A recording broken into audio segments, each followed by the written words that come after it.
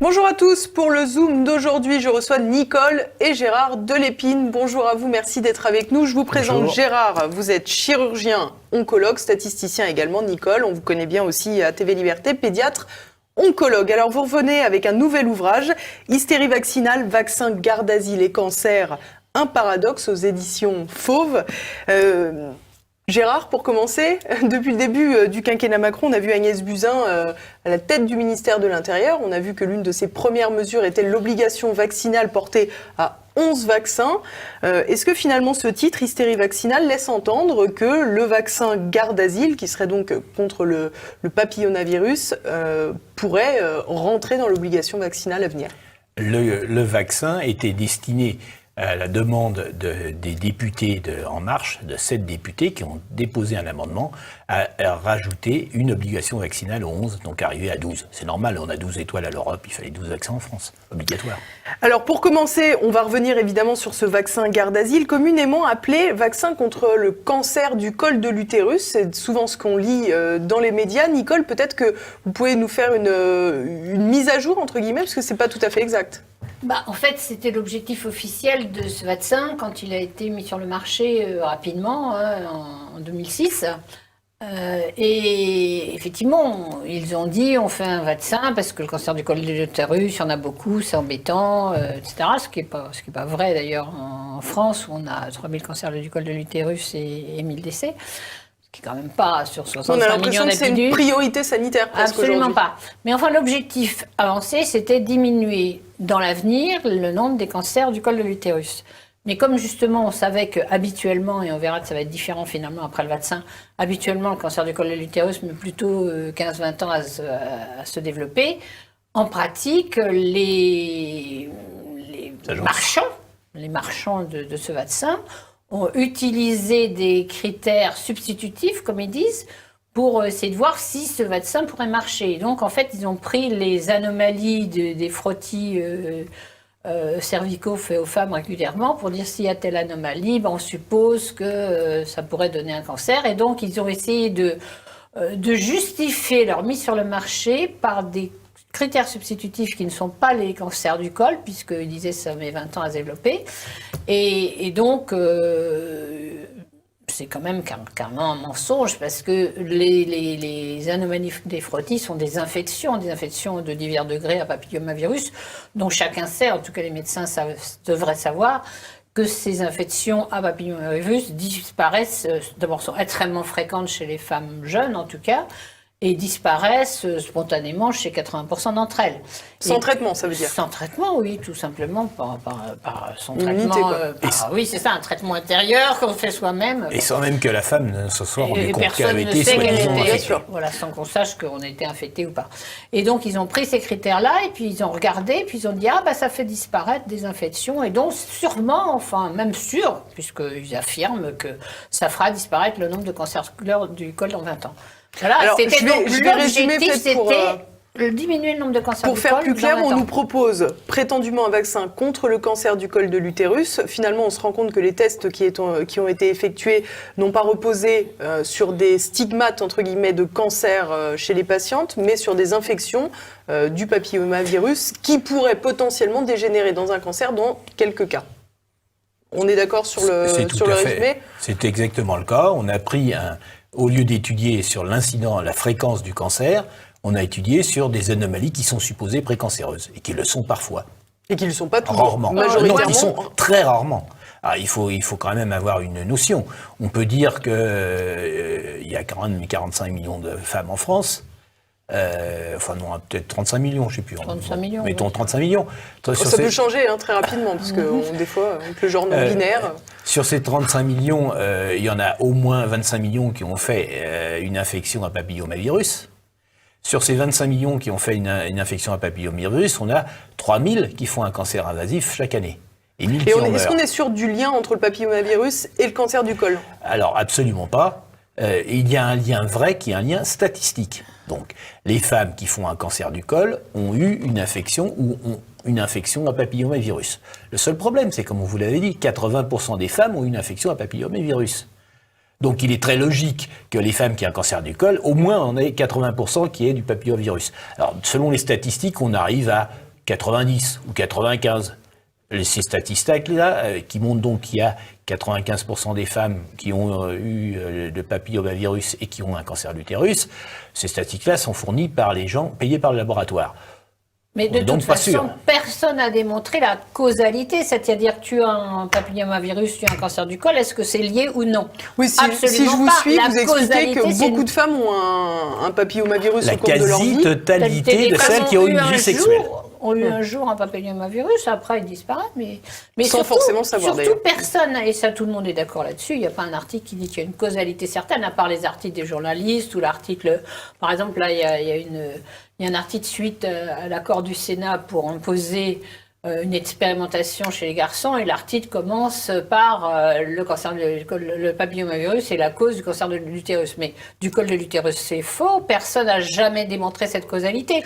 Donc, à part les articles grossiers, entre guillemets, si j'ose dire, des médias, dont c'est pas le boulot non plus, quelque part, et qui répètent un peu ce qu'ils ont vaguement entendu, et qui transforment souvent les conditionnels en présent, parce que les chercheurs disent plutôt le papillomavirus pourrait causer le cancer du col.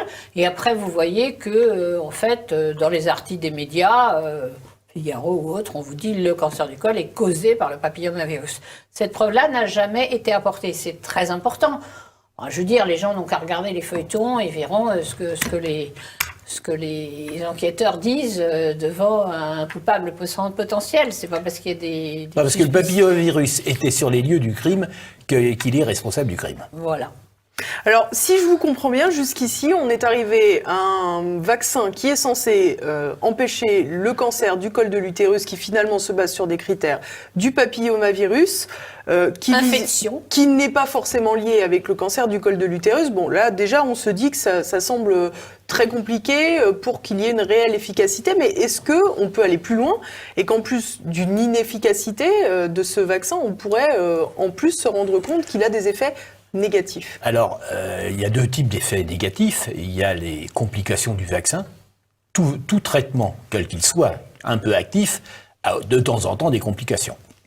Nous n'en va pas aborder beaucoup ce Quand on dit complications, c'est effet secondaire. Hein. Oui, effet secondaire. Les scléroses en plaques, les maladies neurologiques ou des effets secondaires moins importants, mais enfin des effets secondaires réels, dont il y a eu quand même beaucoup de papiers même en France. Donc nous, on n'a pas abordé trop ce... Oui, puisqu'il y a Marie-Océane qui a fait une plainte, même si elle qui a fait une plainte officielle. Oui, il y a plusieurs jeunes filles qui ont été victimes. Donc nous, on n'a pas développé ça, mais ça, ce sont les effets secondaires. Et en fait, là... Nous, on s'est concentré, on est cancérologue, on s'est concentré sur les résultats. Et comme nous ne croyons pas les théories, mais seulement les résultats objectifs qui sont contrôlés, on s'est intéressé au registre des cancers. Dans tous les grands pays développés, il y a un registre du cancer. Je rappelle que la France ne doit pas être un pays développé car nous n'avons toujours pas de registre officiel du cancer. On ne fait que des études, mais ce ne sont pas des registres du cancer. Ce serait très facile à faire en France, puisque nous avons la sécurité sociale et que 99% de la population y est, et que les cancers sont tous à déclaration obligatoire pour avoir les 100%. Ce serait très facile, mais certaines personnes ne doivent pas vouloir qu'on ait des chiffres indiscutables en France. En tout cas, vous avez la couverture vaccinale dans d'autres pays, et donc là, forcément, vous vous rendez compte que les pays les plus vaccinés sont les pays où il y a le moins de cancer du col de l'utérus. Non, c'est très exactement le contraire. C'est pour ça que ce livre s'appelle Le Paradoxe. Le paradoxe, puisque nous avons 4 pays qui ont été parmi les premiers à faire des campagnes de vaccination. Le vaccin a eu son autorisation de mise sur le marché en 2006 et ces pays ont commencé la vaccination en 2007. Donc ils ont fait très vite. Et dans ces pays-là, ces 4 pays, il y a aussi de très bons registres du cancer qui sont d'excellente qualité, en particulier les pays nordiques comme la Suède et la Norvège, ils ne ratent pas un cas de cancer. J'ai pu vérifier ça, moi, il y a 20 ans, sur les ostéosarcomes, parce qu'ils croisent à la fois les chirurgiens qui opèrent, les anatomopathologistes qui regardent et les médecins qui traitent. Donc, avec ça, ils arrivent à voir tout le monde. Et dans ces registres-là, on a donc, le taux de vaccination qui est connu dans la population, parce qu'ils ont aussi des organismes chargés de surveiller les taux de vaccination. On a donc le taux de vaccination et le taux de cancer. Et dans le taux de cancer, si vous interrogez NordCan, qui est le registre de tous les pays scandinaves, ils se sont mis ensemble et vous pouvez interroger même la région de Stockholm, la région d'Oslo, si vous voulez, vous avez les taux de cancer de chacune de ces régions séparément si vous le désirez, et vous pouvez interroger aussi par tranche d'âge. Donc ça permet de savoir tel groupe à telle chose. Et bien dans ces 4 pays qui ont à la fois une couverture vaccinale élevée, supérieure à 80%, ce que tous nos spécialistes et avocats de la vaccination disent qu'il faut atteindre. L'objectif ultime, c'est plus de 80%. Ces 4 pays ont plus de 80% de leur population dite ciblée, c'est-à-dire les jeunes femmes vaccinées. Selon les pays, c'est soit à partir de 11 ans, soit à partir de 13 ans. Bon. Et on a 7 ans de recul, puisque ça a commencé en 2007, et on a les derniers résultats en 2014. Pour certains pays, 2015, les pays nordiques, on arrive à voir 2015. Donc on a 7 à 8 ans de recul, et on a les taux de cancer par tranche d'âge. Ce qui est très intéressant, c'est de regarder les filles qui ont été vaccinées. Celles qui avaient 7 ans au moment de l'autorisation. Celles qui avaient l'âge d'être vaccinées, qui arrivent à la vingtaine. Puisque avant 20 ans, avant 15 ans, il n'y a jamais de cancer de l'utérus. Entre 15 et 20 ans, il y en a très très peu, naturellement, et ça commence à apparaître à partir de la vingtaine. Donc si on veut voir un effet, il faut s'intéresser aux jeunes femmes entre 20 et 35 ans.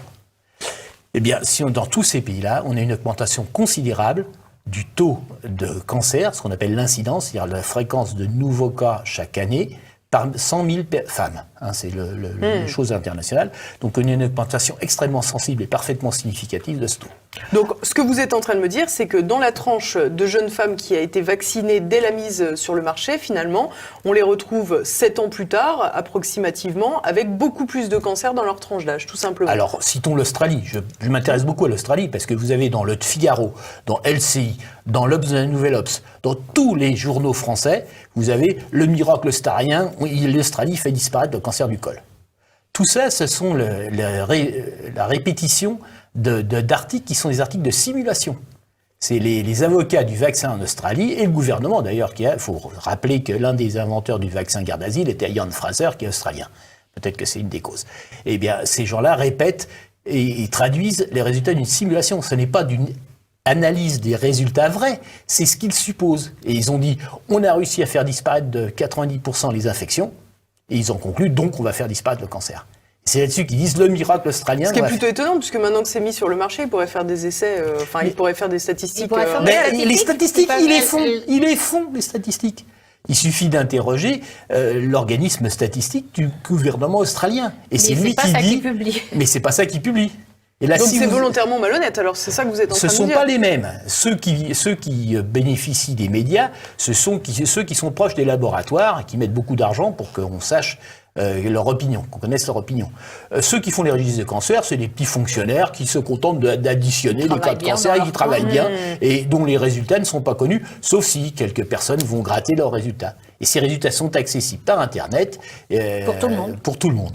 Et alors, on s'est permis de les interroger. Donc ceux qui nous écoutent peuvent aller vérifier. Tout le monde peut interroger l'Institut de statistique australien. Et vous verrez alors que les jeunes filles qui ont été vaccinées quand elles avaient l'âge d'être vaccinées et qui ont été vaccinées à plus de 80%, puisqu'ils sont ce groupe-là est plutôt à 85% de taux de vaccination de couverture Gardasil, eh bien leur taux de cancer a augmenté de 114%. En 7 ans, il y a 214% de cancer, donc ils ont augmenté, une augmentation de 114%.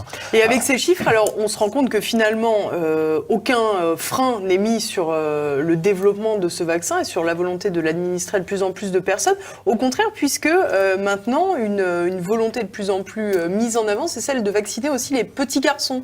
Oui, alors, il faut bien voir que, moi j'appelle ça le syndrome du Titanic. Rappelez-vous que le capitaine du Titanic, on dit attention, il fait froid, il doit y avoir un iceberg. Il a dit plus vite. Eh bien, nous sommes exactement, nos gouvernants sont exactement dans la position du capitaine du Titanic. Les choses vont mal, allons plus vite. Tout ce qu'on aura vendu, c'est toujours tout bénéfique. Oui, ça dépend pour qui. Non, mais pour les marchands. Pour les marchands. Pour la finance. Alors justement, ça fera peut-être un peu plus de victimes, mais tellement plus de bénéfices. Ouais, il n'y aura plus de victimes à force.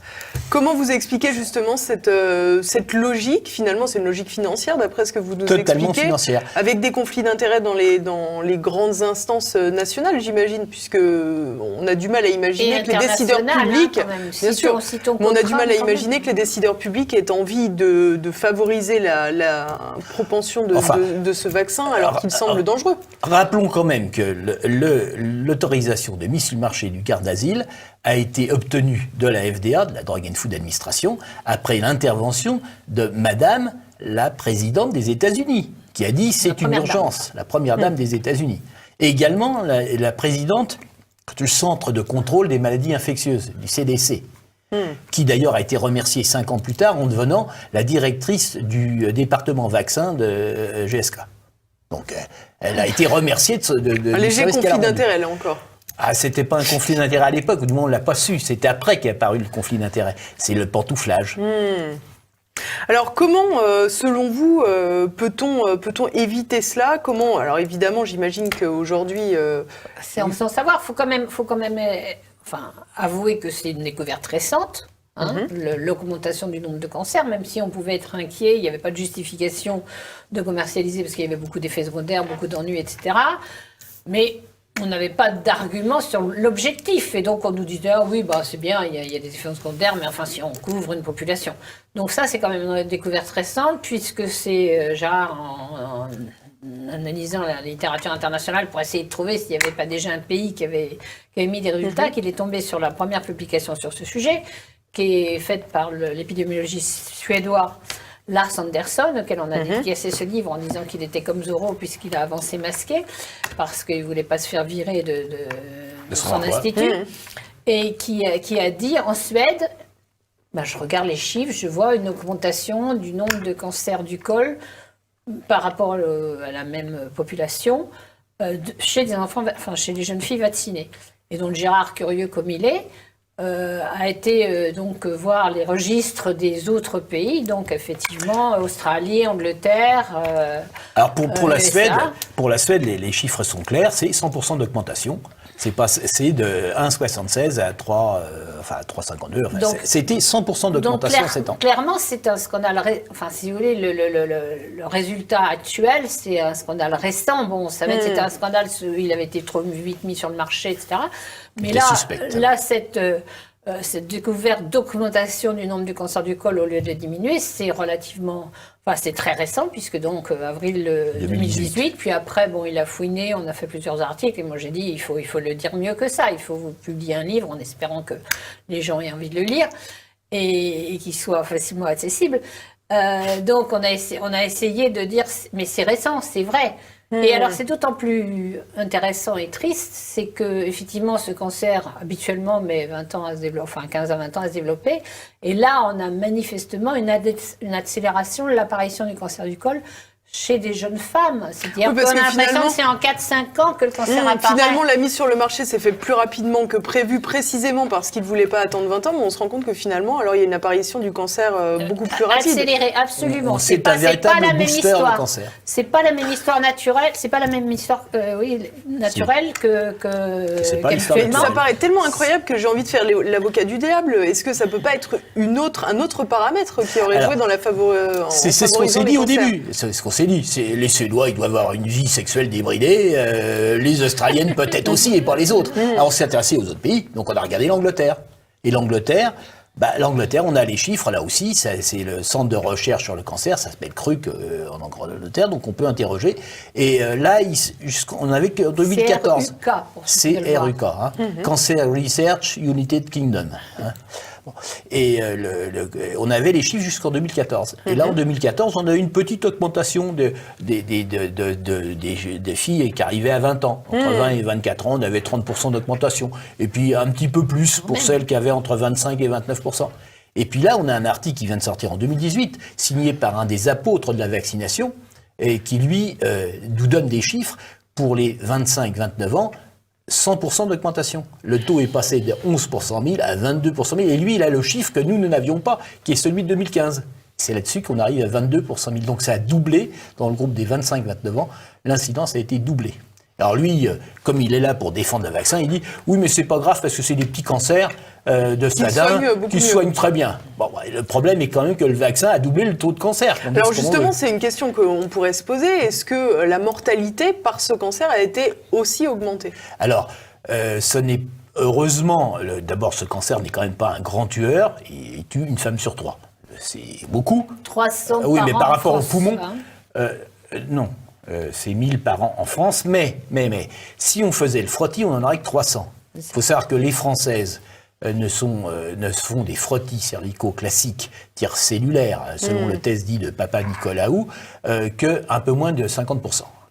Que si on généralisait réellement les frottis à toute la population, ce qui vient enfin d'être accepté alors qu'on le demandait depuis 10 ans, puisque c'était le seul dépistage non organisé, c'était le seul qui marche, qui était celui du col de l'utérus. C'était quand même curieux. Alors là, quand même, la ministre a dû se rendre compte qu'il y avait un problème qui serait pas tenable, et donc elle a décidé de faire un dépistage organisé. Et si on dépistait toutes les femmes en France, il n'y aurait pas 1000 mortes, mais un maximum de 300 morts par an en France. Ce qui est certainement trop, mais qui n'est quand même pas le premier problème de santé publique français. Bien sûr. Et qui justifie pas non plus de mettre 200 millions sur la table, alors qu'on n'a pas de quoi payer les EHPAD. Alors, pour les conflits d'intérêts, puisque vous m'avez interrogé là-dessus, il est certain que Mme Buzyn était très mal placée pour faire cette chose, et que jamais dans un pays scandinave, ça aurait pu passer. Son mari, c'est M. Lévy. M. Lévy est un homme tout à fait charmant, tout à fait scientifique, simplement il a toute sa carrière est liée au vaccin. Il n'a fait de toute sa vie que des vaccins, il est le promoteur de plusieurs essais de vaccins, il est le signataire d'innombrables conventions avec l'industrie du vaccin. Donc c'est un peu difficile de dire... Il était à la tête de l'INSERM. Mais il était à la tête de l'INSERM, et grâce à une campagne internationale, quand même les étrangers ont dit c'est pas possible. Et donc il a été obligé de reculer. C'est dans le Lancet, c'est paru. C'est pas possible. C'est pas possible, il n'y a qu'en France qui peuvent faire ça. Alors quand même, là, ils sont gênés, et donc il a résigné. Enfin, En fait, il est sûrement toujours à la tête d'Aviezan, il faudra vérifier. Oui, il est toujours parfaitement à la tête d'Aviezan, qui est le chargé de la passerelle entre le public et le privé, puisque le public fait les études et le privé fait les bénéfices. Il a une place privilégiée en même temps pour faire la passerelle entre... Donc on peut dire que le couple Buzyn-Lévy était certainement le plus mal placé pour imposer des vaccins en France, car c'est quand même le plus suspect de conflit d'intérêts. C'est un conflit organique, on peut dire.